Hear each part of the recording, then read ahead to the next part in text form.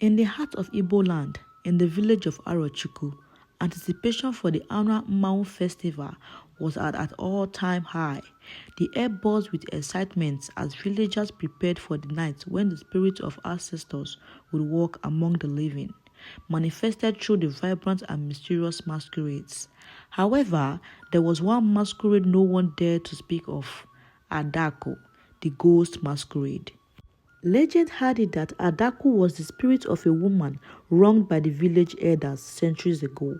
She had sworn vengeance, cursing the village and vowing to return every 10 years during the festival to claim a life. Despite their fear, the villagers continued the festival, hoping their offerings would appease her, yet the curse persisted. As the sun set, casting long shadows over the village, the rhythmic beats of drums echoed through the air, signaling the beginning of the festival. Nneka, a curious and spirited 16-year-old girl, watched the preparation with wide eyes. She had heard the stories of Adako but dismissed them as mere superstition. Tonight, she planned to experience every part of the festival, even the parts shrouded in mystery. Dressed in her best attire, Nneka joined the trucks of villagers, dancing and singing, their faces lit by flickering torchlights. The masquerades, with their elaborate costume and mask, moved through the crowd, each representing different ancestral spirits. The energy was electric, but there was an undercurrent of unease, a tension that Nneka could feel, but not quite place. As the night deepened, Nneka's friend dared her to explore the forest near the old shrine, where it was said Adaku's spirit lingered. Eager to prove her bravery, she accepted the challenge. Slipping away from the crowd, she ventured into the dark, quiet forest, her heart pounding with a mix of fear and excitement. The forest was eerily silent, the only sound being the rustling of leaves under her feet.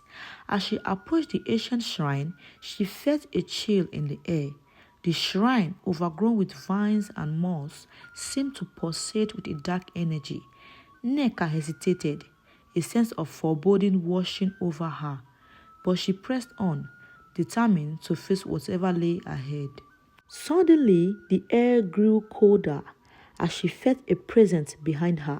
Turning slowly, she saw a figure materialize from the shadows. Adako, the ghost masquerade form, was shrouded in darkness, her eyes glowing with an underworldly light. Nneka's breath caught in her throat, her body frozen in terror.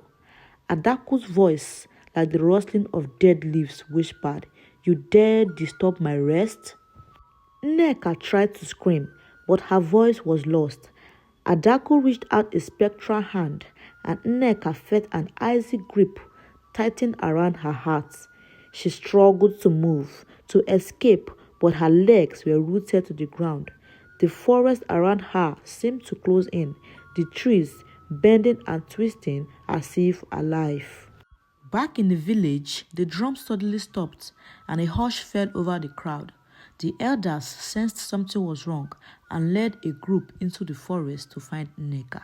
Guided by the faint sound of her struggles, they arrived at the shrine to see her crumpled form on the ground, her face contorted in fear. Adako was gone, but the mark of her presence lingered. The villagers carried Nneka back, her body lifeless and cold. The elders knew that Adaku's cause had claimed another victim. The festival ended in sorrow. The joyous celebration turned into a night of mourning. From that night on, the villagers of Arochukwu took greater care to honor Adako, doubling their offerings and praying fervently for her forgiveness. Yet, they knew that in another 10 years, Adako would return, and the cycle of fear and death would continue, a haunting reminder of the curse that hung over their beloved festival.